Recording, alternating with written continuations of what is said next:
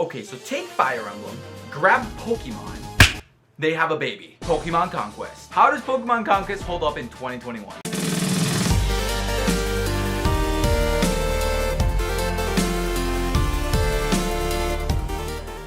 Hey, what is up everyone, me llamo Rizo, aka Aetholf, and welcome to another video. So let me just start off this video by saying, oh my gosh, did I get addicted to this game. Legit, I put 50 hours of work into this game in like a week.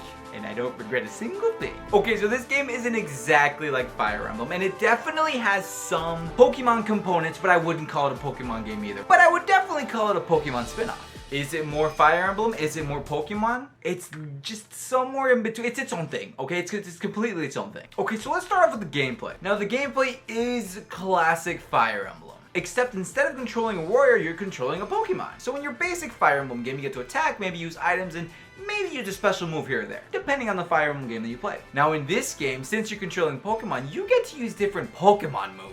And that's really cool. If you played Pokemon Mystery Dungeon, if you used a move like Bubble Beam, it actually shoots forward and becomes a long range attack. This game messes around with that mechanic too, because depending on the move that you use, that's going to affect the distance that your attack travels. Something interesting that they did with this game though, some of the harder moves, they make it harder for you to land the hit. What I mean is, instead of just you using Flamethrower or Bubble Beam and having it hit the next 3 spaces in front of you, if you use a move like Discharge, where in Pokemon Mystery Dungeon, which I'm going to be referencing a little bit because they can be kind of similar, it attacks every Pokemon in the room. In this game, you need to strategically place your Pokemon 3 spaces back, and it's only going to hit one specific tile, and you have to line up your Pokemon perfectly for you to hit the enemy Pokemon. This is both a good thing and a bad thing. The bad thing, and the reason why people complain about it, is because when you level up a Pokemon, or when you evolve your Pokemon and they learn a new move that is more powerful, there is no way to change that move. They have that move and that is it. So while yes, it is good that it's stronger, it's more of a pain in the butt to have to line it up perfectly. But the way that I like to see it is it adds a level of strategy to the game that you wouldn't have there otherwise. So yes, you have a stronger move, and yes, you have a stronger Pokemon, but now you can't just use it willy-nilly right in front of you. You have to be thinking ahead and see, where am I going to place this Pokemon so I can attack them in the next round? And yes, I'm about it. Another thing that I love about this game, you have your warriors, and then with each warrior, depending on the type of warrior that they are,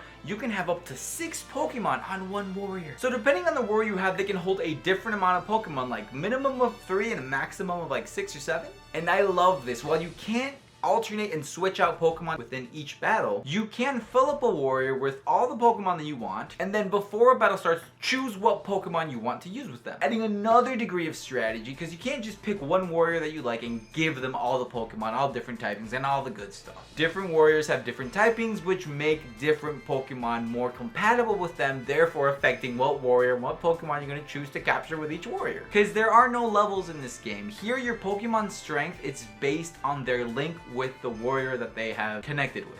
There is one perfect Pokemon for each warrior, or at least most of them, depending on whether you have a warlord or just a regular warrior. I know, it gets complicated. I'm doing my best to explain it in simple terms. But if you're able to find the right Pokemon and connect it with the right warrior, you can get that Pokemon to level 100 or 100%, making them the strongest version of that Pokemon that they can be. Now, each Pokemon can have different abilities from each other, so there is a slight incentive where if you catch one Pokemon with a perfect match, if you might want to get another Pokemon with a different ability maybe. But again, it just adds a cool level of strategy to this whole thing. Odds are, if you have a Fire-type Warlord, you're going to want to put a bunch of Fire-type Pokemon into their team. But again, in a regular Pokemon game, you can usually pick about 6 Pokemon. This was before the games got super easy. And you have to commit to those 6, and trading them now can be kind of hard because the grind is ridiculous. In this game, like I said, each warrior can have up to 6 Pokemon potentially. Yes, for the most part, you want them to be the same typing that they match with, but again, you can be strategic about it. And especially with some of the Warlords, a lot of the Warlords can have Pokemon that are not necessarily their typing and can still get them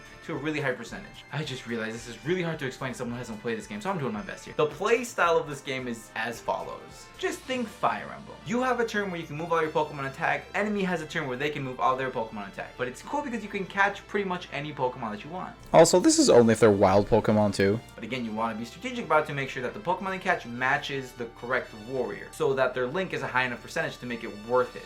There are so many levels to this game, and maybe that's why I got so addicted to it, because there was so much for me to learn. But once I got into it, I got addicted. You want to talk about catch 'em all? No, there isn't every single Pokemon in this game that's ever come out, but there are over 100 Pokemon that you can collect and over 100 warriors that you can recruit. Taking those two numbers together and then trying to find the right warrior to match with the right Pokemon, it makes it so strangely addicting, and that is what I loved about this game. I got so obsessed with every time I found a new warrior and recruited them to look up their name on Bulbapedia and find what is their perfect match, so that I could then keep an eye out for their perfect match, and if I happen to find them, make sure that I have the right warrior and have them catch their perfect match. This got super addicting because instead of just having one set team of warriors, like 6, like in a regular Pokemon game, having each of them have one Pokemon, I had a set team of 6 warriors with each of them having about 3 Pokemon, so that adds up to 18 Pokemon on one team, which is already super exciting. But then not just that, in each different town that I had different teams of Pokemon and warriors, making my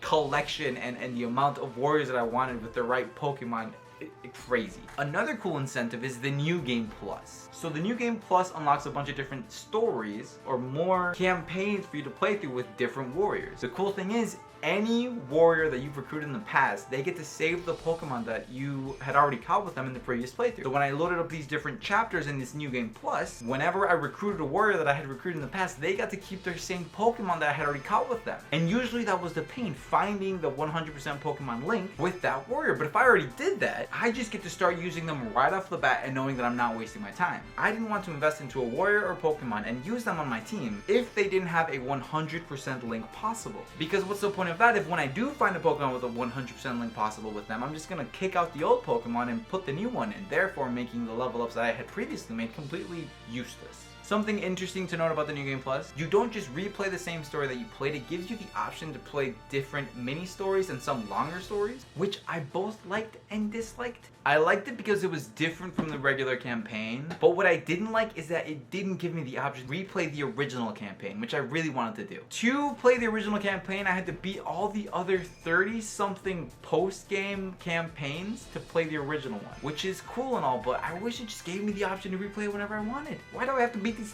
30 other campaigns to replay the original one? Just a little gripe I have with it. But yeah, while it can be a complicated game, all the different collecting and all the different teams that you can make with the different warriors made this game for me extremely addicting. It had so many options for the teams that I wanted in each town, and that those teams mattered. I wanted to make sure that all my teams, my A team, my B team, and my C team, were all strong in these different towns, because at any point they could get raided by another town.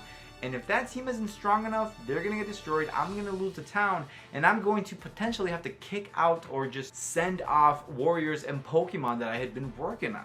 Not just that, since recruiting them is completely random, if I had to send off a Pokemon or warrior that I didn't want to, I would be forced to do so and then hope that I would get lucky enough once I captured another town and had space for them to rejoin, hope that they'll show up and rejoin my team. Hopefully when I'm editing this, I can make a lot more sense about what I said. So one of the things that did get a little bit annoying was the amount of research that I had to do to find the different Pokemon and their matches. While it wasn't necessarily hard to do, it became very tedious. And again, I didn't necessarily have to do this, but I also didn't want to waste my time looking on my own to see what perfect match does this character have. I wasn't going to just catch thousands of Pokemon with one character and hope that I'd get lucky to find their perfect match. No, I'm going to just look it up and say, who's their perfect match? And that way when I come across it, I can do it. But again, all of this took a lot of time because you collect a lot of warriors. So again, this is one of those things where it was like, it was cool and exciting, but very tedious. I just know that I got really addicted to this game, and I had a lot of fun. And while it sounds complex, it's really not that hard, and it's a very fun game to play if you're a fan of Pokemon, if you're a fan of Fire Emblem, and most specifically if you're a fan of both. Depending on the reasons why you like Fire Emblem, this game can be very challenging. Story isn't anything crazy in this game, just giving you a heads up there, it's very basic.